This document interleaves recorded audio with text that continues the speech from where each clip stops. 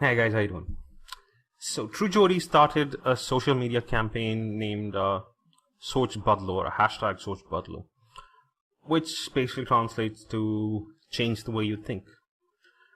TrueJodi is a matrimonial site, and the messages were about marriage, about abandoning the traditional system. Now, there were genuine matters addressed, of course. For example, intercaste and interreligion marriages, but then a few of them had to make it about themselves. Let's just see what they have to say. Why is my father's balance sheet more important than my mark sheet? Oh, sweetheart, you're talking about dowry, aren't you? Well, I have a very simple question. Why is his salary package, the car he drives, and the size of his house more important to you than anything else? I will qualify to be a perfect bride the day I learn to make a perfectly round roti. Well, you really won't. And you know what, sweetheart? You will qualify to be an adult when you learn to cook for yourself and look after yourself. Time for deciding on new phone, 10 days. Time for deciding on a life partner, 10 minutes. Well, if you get only 10 minutes, I'm guessing the guy gets only 10 minutes as well. And come on, this is not the norm. The girl and guy meet. They decide after those 10 minutes whether to move forward or not. And it's not always 10 minutes. I've gone on one of these and it was like half an hour. Fuck, it was the most fucking annoying half an hour in the world. Anyway, they continue a conversation through the phone, and in some cases they meet each other on dates. And if you don't click, you can call it off. The decision you make based on the first 10-15 minutes is not a contract. You can call it off. Parents should invest in their daughters' dreams of higher education instead of their weddings. They should, shouldn't they?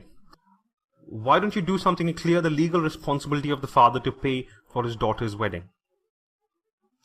I know of several cases here, where I live, where the brothers and fathers are held responsible for paying for the wedding, socially and legally.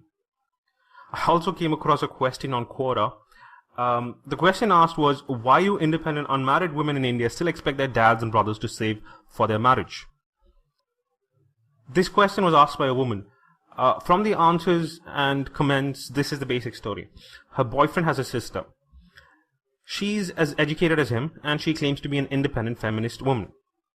On the top of everything, she just hates her brother, and he's forced to give up all his earnings on her instead of saving for the couple's future.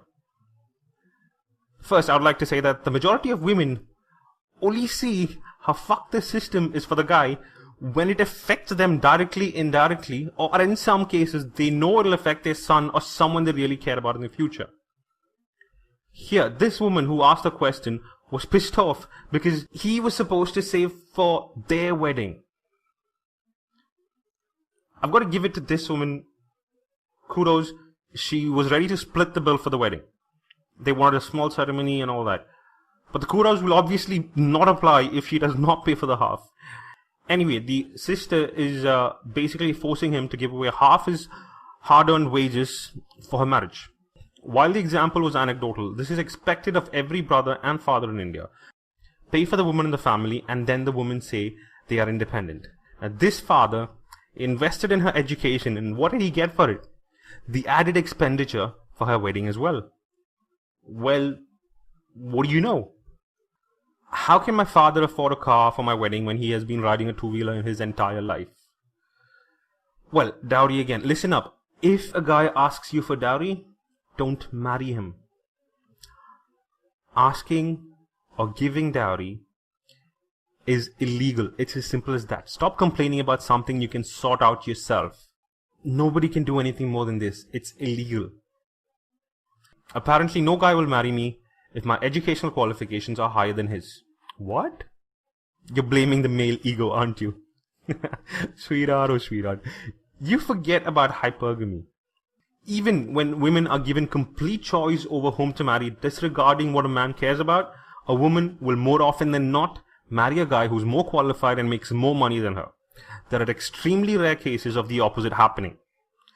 If you want instances of this, you can go to any matrimonial site and you will see that when a woman has her masters, she will specify in the section of what is expected of the potential groom, masters or higher when it comes to qualification, and the same goes for salary package as well. Being 30, fit and fine, and unmarried make society believe there's something wrong with me. But there is something wrong with you. You are not in any way fine. You know that? And this does not happen only to women. Do these women really think they live in a world where they're the eternal victims of every single microaggression in the world? Oh wait, they actually do. My bad, sorry.